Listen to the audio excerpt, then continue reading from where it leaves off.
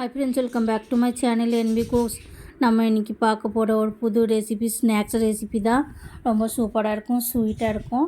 ஒரு பனாப்பழம் இருக்கும்ல, ice apple சொல்லுவாங்க, அதோட கொட்டைக்குள்ளே ஒரு இது இருக்கும், ஒரு ஸ்பஞ்சு மாதிரி ஸ்வீட்டு ஒரு கிழங்கு இருக்கும். அது வச்சு நம்ம செஞ்சது. எங்கள் ஊரில் அதை பண்ணுவாங்க. நம்ம கிராமத்தில் போனோம் அப்போ இது செஞ்சது. கிராமத்தில் இந்த மாதிரி செய்வாங்க, இங்கே இந்த மாதிரி செய்ய மாட்டாங்க, கிடைக்காது. அதனால் நம்ம எப்படி செய்கிறது பார்த்துடலாம். ரொம்ப சூப்பராக இருக்கும். ஈவினிங் டைமில் நம்ம டீ காஃபி கூட சாப்பிட்டா ரொம்ப சூப்பராக இருக்கும். இல்லைன்னா கூட சும்மா சாப்பிட்டா கூட நல்லாயிருக்கும். லைட்டாக ஸ்வீட்டாக இருக்கும். நானும் எங்கள் அக்கா சேர்ந்து தான் செஞ்சது இது. வாங்க எப்படி செய்யலாம் பார்க்கலாம். ஃபஸ்ட்டு நம்ம அந்த கொட்டை இருக்குது, அதை கட் பண்ணி 2 வெட்டாக கொஞ்சம் ஹார்டு இருக்கும். அதுக்குள்ளே பார்த்திங்கன்னா ஒரு ஸ்வீட்டான ஒரு ஸ்பஞ்சு மாதிரி ஒரு கிழங்கு கிடைக்கும். அது நம்ம எடுத்துடலாம். எடுத்துகிட்டு நல்லா வாஷ் பண்ணிடணும், மண்ணெல்லாம் இருக்கக்கூடாது. ஏன்னா நம்ம வெட்டினதுனால கொஞ்சம் மண்ணு கிண்ணு அது இது கொஞ்சம் ஸ்பஞ்சு மாதிரி அந்த சைடில் கூட ஒரு மாதிரி நூலாக இருக்கும், அதில் பட்டுருச்சுன்னா நல்லா இருக்காது. அதுக்கப்புறம் நம்ம நல்லா அலசி எடுத்துகிட்டு சின்னதாக துண்டு பண்ணி எடுத்துகிட்டு அதுக்கப்புறம் மிக்சியில் அரைச்சிடலாம். நைஸாக கொடப்பாக அரைச்சிடணும். ரொம்ப நைஸ் வேண்டாம், கொடப்பாக அரைச்சா போதும். அடித்து எடுத்தாச்சுன்னா அதுக்கப்புறம் பார்த்திங்கன்னா நம்ம அரிசி மாவு, மைதா மாவு, சர்க்கரை 2 சமமாக எடுத்துருக்கோம். அரிசி மாவு, மைதா மாவு ஒரு கட்டோரியாக இருக்கும், ஒரு கட்டோரி எடுத்துருக்கோம். ஒரு கிண்ணம் சர்க்கரை ஒரு கிண்ணத்துக்கு கொஞ்சம் கம்மி இருக்குது, பாதிக்கு கொஞ்சம் ஜாஸ்தி இருக்குது. இப்போ அக்கா செய்கிறாங்க, மிக்ஸ் பண்ணுறாங்க நல்லா. இப்போ நம்ம அடித்து வச்சுருக்கோம்ல, அந்த கொட்டையோட அந்த கிழங்கு அடித்து வச்சுருக்கோம்ல, அதில் கொஞ்சம் சர்க்கரையெல்லாம் போட்டு மாவு கொஞ்சம் ஃபஸ்ட்டு போட்டு கொஞ்சம் மிச்சம் வச்சுட்டு மிக்ஸ் பண்ணணும்.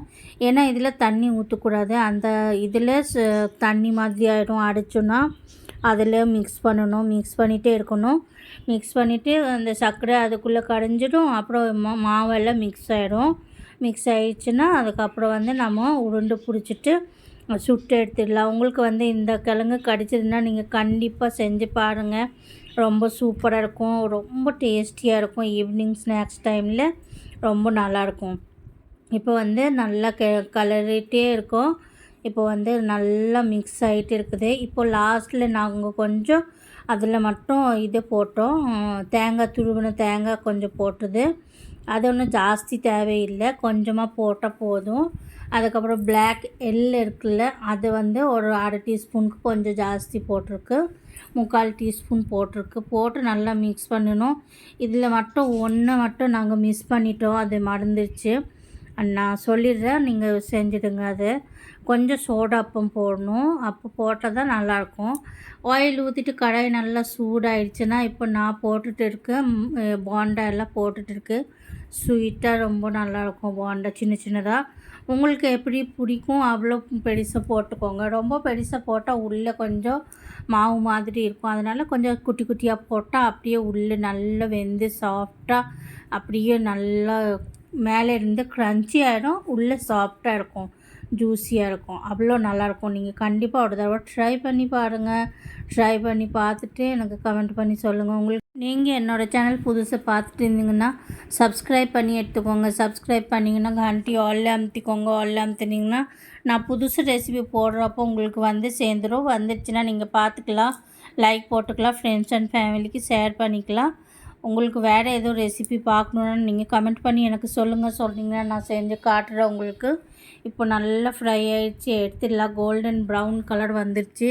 இது ஈவினிங் டைம் ஸ்நாக்ஸ் மாதிரி டீ காஃபி கூட சாப்பிட்லாம், இல்லைன்னா சும்மா கூட சாப்பிட்லாம். அவ்வளோ நல்லாயிருக்கும்.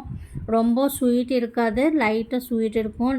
உங்களுக்கு ஜாஸ்தி ஸ்வீட் தேவை இருந்துச்சுன்னா கூட நீங்கள் போடலாம். இல்லைன்னா நாங்கள் நார்மல் மீடியம் தான் போட்டிருக்கோம்.